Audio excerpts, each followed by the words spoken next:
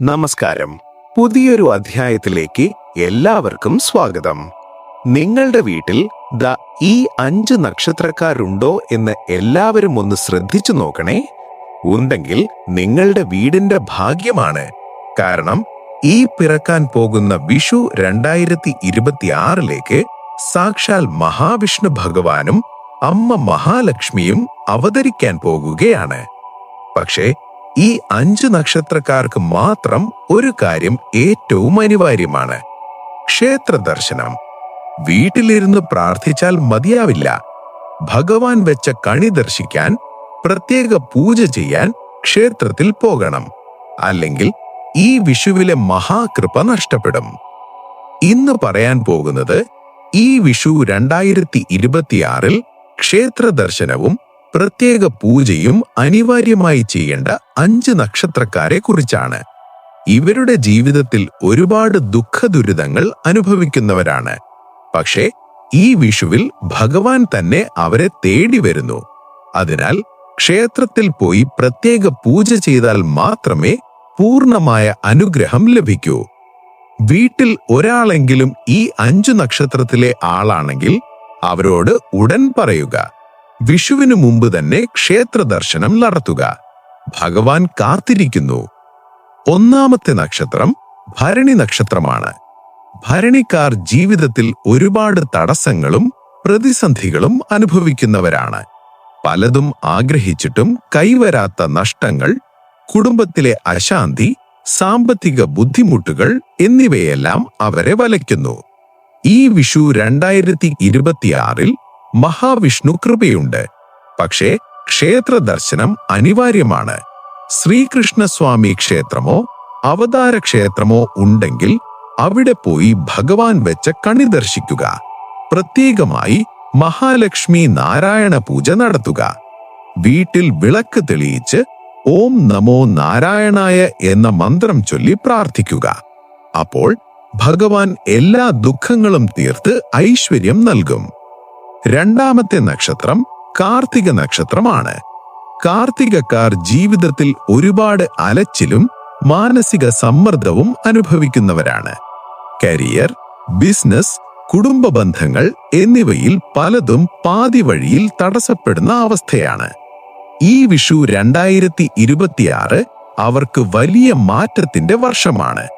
പക്ഷേ ക്ഷേത്ര ദർശനം നഷ്ടപ്പെടരുത്. വിഷ്ണു ക്ഷേത്രത്തിലോ ശ്രീരാമസ്വാമി ക്ഷേത്രത്തിലോ പോയി പ്രത്യേക വിഷു പൂജ ചെയ്യുക. ഭഗവാൻ വെച്ച കണി ദർശിച്ച് പ്രാർത്ഥിക്കുക. വീട്ടിൽ വിളക്ക് കത്തിച്ച് മഹാലക്ഷ്മിയെ സ്തുതിക്കുക. ഭഗവാൻ അവരുടെ എല്ലാ തടസ്സങ്ങളും നീക്കി സമ്പൂർണ്ണ സൗഭാഗ്യം തരും. മൂന്നാമത്തെ നക്ഷത്രം പൂയം നക്ഷത്രമാണ്. പൂയംകാർ ജീവിതത്തിൽ ഒരുപാട് ആശങ്കകളും ഭാവി ഭയവും അനുഭവിക്കുന്നവരാണ്. ആരോഗ്യ പ്രശ്നങ്ങൾ, സാമ്പത്തിക നഷ്ടങ്ങൾ, കുടുംബത്തിലെ അസ്വസ്ഥതകൾ എന്നിവയെല്ലാം അവരെ വിഷമിപ്പിക്കുന്നു. ഈ വിഷു 2026 മഹാവിഷ്ണുവും മഹാലക്ഷ്മിയും അവരെ തേടി വരുന്നു. അതിനാൽ ക്ഷേത്ര ദർശനം അനിവാര്യമാണ്. നാരായണ ക്ഷേത്രത്തിൽ പോയി പ്രത്യേക ലക്ഷ്മി നാരായണ പൂജ നടത്തുക. ഭഗവാൻ വെച്ച വിഷുകണി ദർശിക്കുക. വീട്ടിൽ ഓം നമോ നാരായണായ ജപിച്ച് വിളക്ക് തെളിയിക്കുക. അപ്പോൾ ഭഗവാൻ എല്ലാ ദുഃഖങ്ങളും അവസാനിപ്പിച്ച് ഐശ്വര്യപൂർണമായ ജീവിതം തരും. നാലാമത്തെ നക്ഷത്രം ആയില്യം നക്ഷത്രമാണ്. ആയില്യംകാർ ജീവിതത്തിൽ ഒരുപാട് ദോഷങ്ങളും തടസ്സങ്ങളും അനുഭവിക്കുന്നവരാണ്. ദാമ്പത്യ ജീവിതത്തിലെ പ്രശ്നങ്ങൾ, സന്താനഭാഗ്യത്തിലെ കാത്തിരിപ്പ്, സാമ്പത്തിക ബുദ്ധിമുട്ടുകൾ എന്നിവയെല്ലാം അവരെ വലയ്ക്കുന്നു. ഈ വിഷു 2026 മഹാവിഷ്ണുവും മഹാലക്ഷ്മിയും അവരെ തേടി വരുന്നു. അതിനാൽ ക്ഷേത്ര ദർശനം അനിവാര്യമാണ്. ശ്രീകൃഷ്ണസ്വാമി ക്ഷേത്രമോ അവതാര ക്ഷേത്രമോ ഉണ്ടെങ്കിൽ അവിടെ പോയി പ്രത്യേക പൂജ ചെയ്യുക. ഭഗവാൻ വെച്ച കണി ദർശിച്ച് മഹാലക്ഷ്മിയോട് പ്രാർത്ഥിക്കുക. വീട്ടിൽ വിളക്ക് തെളിയിച്ച് നാരായണ നാമം ജപിക്കുക. ഭഗവാൻ അവരുടെ എല്ലാ ദോഷങ്ങളും നീക്കി സമ്പൂർണ്ണ സന്തോഷം നൽകും. അഞ്ചാമത്തെ നക്ഷത്രം ചിത്തിര നക്ഷത്രമാണ്. ചിത്തിരക്കാർ ജീവിതത്തിൽ ഒരുപാട് പരാജയങ്ങളും മാനസിക വേദനകളും അനുഭവിക്കുന്നവരാണ്.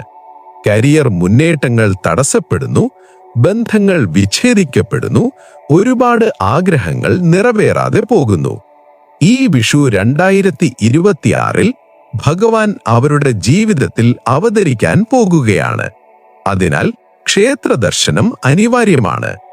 വിഷ്ണു അമ്പലത്തിലോ ശ്രീരാമസ്വാമി ക്ഷേത്രത്തിലോ പോയി പ്രത്യേക വിഷു പൂജ നടത്തുക. ഭഗവാൻ വെച്ച കണി ദർശിക്കുക. വീട്ടിൽ മഹാലക്ഷ്മി നാരായണ ചിത്രങ്ങൾക്ക് മുൻപിൽ വിളക്ക് തെളിയിച്ച് പ്രാർത്ഥിക്കുക.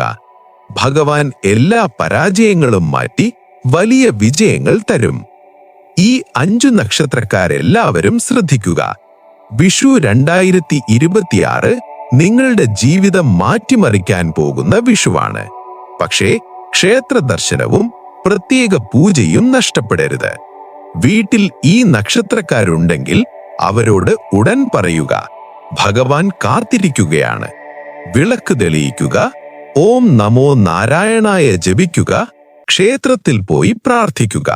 സർവം മംഗളമായി കിട്ടും. ഭഗവാൻ നിങ്ങളെ രക്ഷിക്കും. എല്ലാവരും ഈ വീഡിയോ കണ്ട് ഹൃദയത്തിൽ തൊട്ട് പറയുക, ഓം നമോ നാരായണായ. നന്ദി, നമസ്കാരം.